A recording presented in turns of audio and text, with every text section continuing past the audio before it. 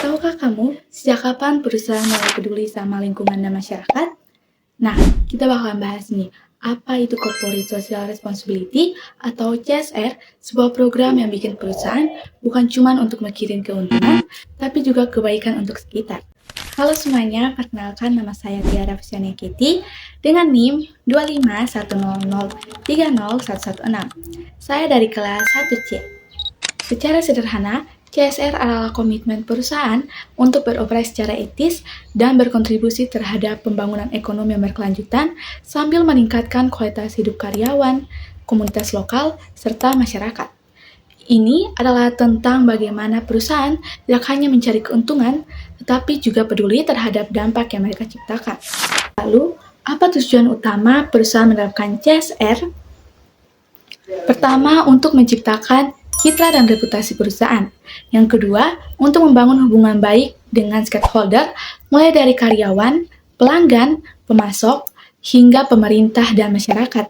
Yang ketiga, menciptakan inovasi dan keunggulan kompetitif dengan menemukan solusi yang berkelanjutan. Kemudian ada manfaat CSR. Manfaat CSR ini begitu luas, baik bagi perusahaan maupun bagi masyarakat.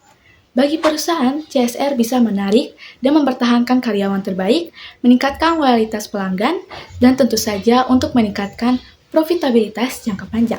Sementara itu, bagi masyarakat, CSR berarti peningkatan kualitas hidup, pelindungan lingkungan, dan solusi dari masalah-masalah sosial. Selanjutnya ada pilar-pilar utama CSR yang dikenal secara luas adalah 3 pilar yang membentuk konsep triple bottom line. Yang pertama ada pilar ekonomi atau profit, fokus pada pertumbuhan ekonomi berkelanjutan dan praktik bisnis etis untuk memperoleh keuntungan yang adil. Yang kedua ada pilar sosial atau people, menekankan kesejahteraan karyawan dengan masyarakat dengan membangun hubungannya sehat dan melibatkan komunitas dalam pengembangan sosial. Yang ketiga ada pilar lingkungan atau planet, bertujuan minimalkan dampak negatif terhadap alam melalui pengelolaan limbah, pengurangan emisi karbon, dan juga penghematan energi dan air. Kemudian ada langkah-langkah pelaksanaan CSR. Melaksanakan CSR membutuhkan persiapan yang sangat matang. Berikut terdapat 5 langkah-langkah dalam pelaksanaan CSR. 1. Asesmen dan identifikasi isu. Memahami dampak perusahaan dan isu sosial atau lingkungan yang relevan. 2. Perencanaan strategis. Menentukan tujuan, sasaran, dan program-program CSR yang sesuai dengan visi misi perusahaan. 3. Implementasi CSR.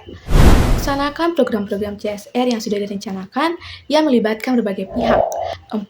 Monitoring dan evaluasi. Memantau kemajuan, mengukur dampak, dan mengevaluasi efektivitas program. 5.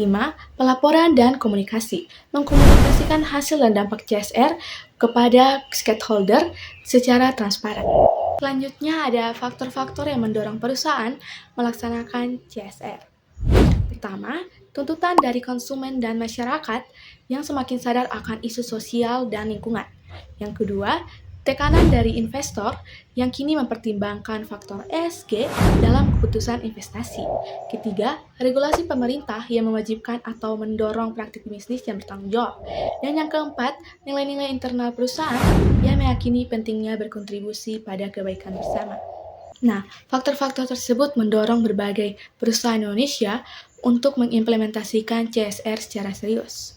Sebagai contoh, PT Telkom Indonesia yang aktif dalam menjalankan berbagai program CSR yang fokusnya pada pemberdayaan masyarakat dan pengembangan teknologi informasi. Sebagai salah satu contoh programnya, yaitu Telkom Digital Talent yang bertujuan meningkatkan keterampilan digital generasi muda Indonesia agar lebih siap menghadapi era digital. Melalui program ini, Telkom menyediakan pelatihan dan bimbingan dalam bidang teknologi, coding, dan juga inovasi digital. Nah, demikian pembahasan tentang CSR. Semoga teman-teman mempunyai gambaran jelas tentang arti penting CSR dan berbagai aspek yang menyertainya. Ingat, CSR bukan cuma soal perusahaan, tapi juga soal bagaimana kita semua bisa hidup berdampingan lebih baik dengan lingkungan dan masyarakat sekitar. Jangan lupa untuk terus peduli dan dukung hal-hal yang positif di sekitar kamu. Sekian dan terima kasih.